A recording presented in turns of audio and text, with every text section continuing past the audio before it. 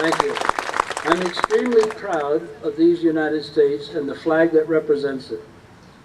You can't go through 8 years in the Marine Corps of reveille, colors, retreat, and taps without finding some loyalty and faith in our flag and what it stands for. I'm extremely proud of these United States. Rest assured there is no employee of the FBI that does not take seriously the oath to protect freedom and security of you, the people.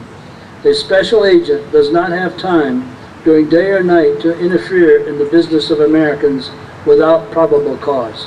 You can rest on that. They avoid publicity and controversy as much as possible. I recall the admonition of Director Hoover at the FBI Academy. No matter how your answer to the prosecutor and/or the defense counsel may impact your case, always tell the truth. Jefferson believed government that governs the least is the best. President Truman changed my plans somewhat. My original enlistment of 3 years was extended. I ended up with 8. Not completely his responsibility.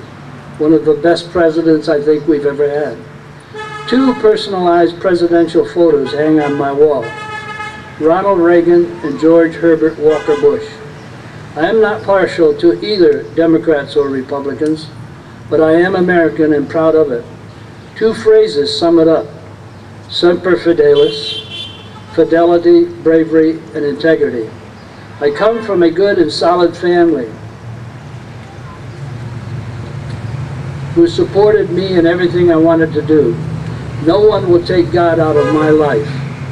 I am proud of my 38-year association with the American Legion, J. Edgar Hoover, Post 56. Memberships in the Marine Memorial Club at San Francisco, the Society of Former Agents, FBI, and Christus Victor Lutheran Church, Naples, Florida. Not in that order.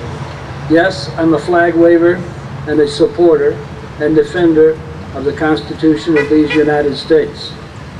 And I say, George Washington, as president, and the university named after him, obviously has a big influence on me. I have mentioned Presidents Washington, Jefferson, Truman, Reagan, and Bush. I leave you with a few quotes and a bit of humor. President Lincoln said, "You cannot bring about prosperity by discouraging theft. You cannot lift the wage earner up by pulling the wage payer down. You cannot further the brotherhood of man by inciting class hatred.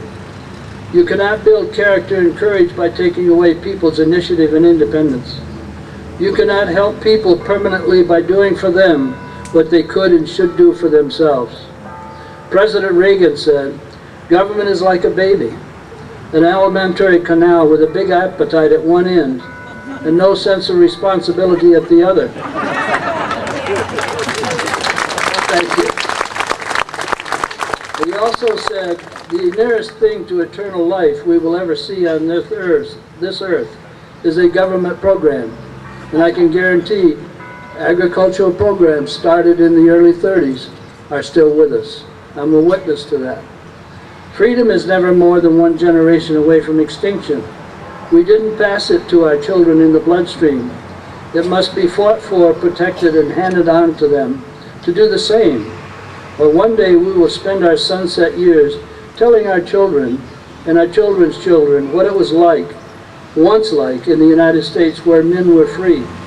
And then, only in America. You've heard a bit of Only in America from Mike, okay? This one I made up, and you can attribute this to me. You can be an FBI agent if you have a birth certificate. Don't know where that came from, just comes from the heart. Suffice it to say, I have lived the American dream. My grandpa told me to go with any company or organization that was growing. Just happened to be the government, and it's still growing. You have been generous to me in retirement, and there are thousands like me to follow. So I'm not ashamed to enjoy my annuity in my old age, okay? But some questionable expansions are going on that should be questioned. When a person is given something for nothing, in effect, you are buying his or her pride. Private enterprise and capitalism has not failed. Socialism has never succeeded, no matter where and when it has been tried. I have watched the monuments to bureaucracy grow in Washington, D.C. 22 years I spent there total.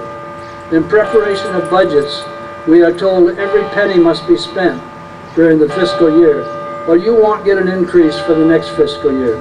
It's the taxpayers' money. That's how crazy it gets. Pray for our troops in battle. They volunteer their lives to protect our freedoms. They get tired and lonely, missing families and country, but recognize it's better. The battles are not fought here. Don't get overserved. Don't overdose. And for heaven's sake, don't get your fingers blown off today. United we stand against socialism and tyranny. We must find the strength to resist government intervention and ownership of the means of production. Our leaders must listen to our pleas for sanity in their daily decisions. They must be constantly reminded we also have rights. The Constitution to me is cut in stone. It is not, in my view, a developing, evolving document to be altered and modified.